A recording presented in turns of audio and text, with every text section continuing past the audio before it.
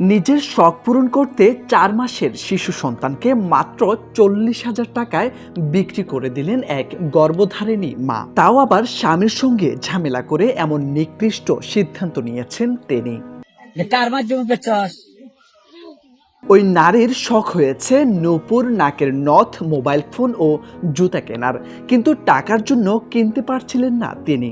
স্বামীকে বারবার বললেও কোনো সাড়া পাননি, তাই নিজের শখ পূরণ করতে ৪ মাসের শিশু সন্তানকে বিক্রি করে দিলেন। বিষয়টি নিয়ে এলাকায় চাঞ্চল্যের সৃষ্টি হয়েছে। বাচ্চার মা নিজেই বাচ্চাটা এক সপ্তাহ আগে বিক্রি করে আর বাচ্চার মা কাউকে জানায় না জানানোর পরে এক সপ্তাহ পরে ওই বাচ্চার যে বাবা উনি খুব করে আসে আর কি ওই মেয়েটারে তার কাছে আনছে, জানতে পারলো যে তার বাচ্চাটা বিক্রি করে দাও। শুনলাম যে আমাকে শেয়ার একটা বাচ্চা বিক্রি হয়েছে, এই বাচ্চাটা বিক্রি করছে বাবুর 50,000 টাকা বিক্রি করছে, কিছু টাকা নিচে নিয়ে একটা মোবাইল কিনছে।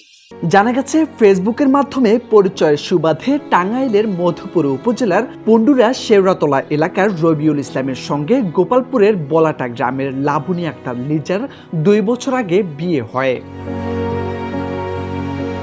বিয়ের কিছুদিন পর থেকে তাদের সংসারে শুরু হয় অভাব অনটন। অসচ্ছলতার কারণে স্বামী স্ত্রীর মধ্যে দেখা দেয় মনোমালিন্য, দিন দিন বাড়তে থাকে ঝামেলা। অবস্থা বেগতিক দেখে রবিউল ইসলাম সংসারের শান্তির প্রয়োজনে বাড়ির পাশে ঘর ভাড়া করে বসবাস শুরু করেন।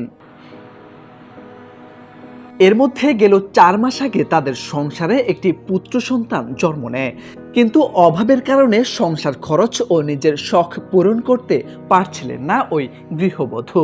এর উপর তার ইচ্ছে হয় পায়ের নূপুর, নাকের নথ, মোবাইল ফোন ও জুতা কেনার, কিন্তু টাকার অভাবে তা কিনতে পারছিলেন না তিনি। একদিকে শখের জিনিসের টাকা, অপরদিকে স্বামীর সঙ্গে মনোমালিন্য, তাই বাধ্য হয়ে নিজের 4 মাসের পুত্র সন্তানকে 40,000 টাকায় বিক্রি করে দেন ওই নারী।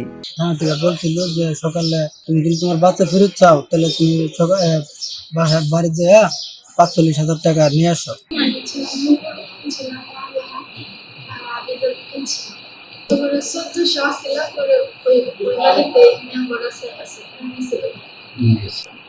আমি ভাবছি আর যে আসলে দোকান থেকে আসতেছি পড়ার নাইকা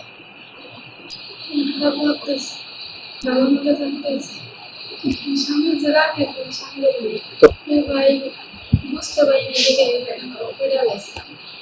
এরকম বলার কোনো জবাব। এদিকে শিশু বিক্রির খবর চারদিকে ছড়িয়ে পড়লে অভিযান চালিয়ে রাতে শিশুটিকে উদ্ধার করে শুক্রবার বিকেলে তার বাবার কাছে হস্তান্তর করে পুলিশ। নিতে জানে এই মায়েরই পেশারে তারা বলছে যে আমাদের টাকা দরকার, এবং তাদেরও নাকি 10-12 বছর সংসার বাচ্চা হয় না, এরকম 2-3টে মিডিয়ার মাধ্যমে তাদের কাছে ইচ্ছা প্রকাশ করছিল মায়ের যে বাচ্চাটা সে বিক্রি করবে বা কোথাও রাখবে। না বুঝে শিশুটিকে বিক্রি করেছিলেন মা। সেই টাকা দিয়ে পায়ের নূপুর, নাকের নথ, মোবাইল ফোন ও জুতা কিনেছিলেন তিনি। এখন ভুল বুঝতে পেরে সংসার করতে চান গৃহবধূ, তবে তার স্বামী শিশু বিক্রি করা 40,000 টাকা পরিশোধ করা নিয়ে পড়েছেন বিপাকে। মোর্শেদ আলম, সময়ের আলো।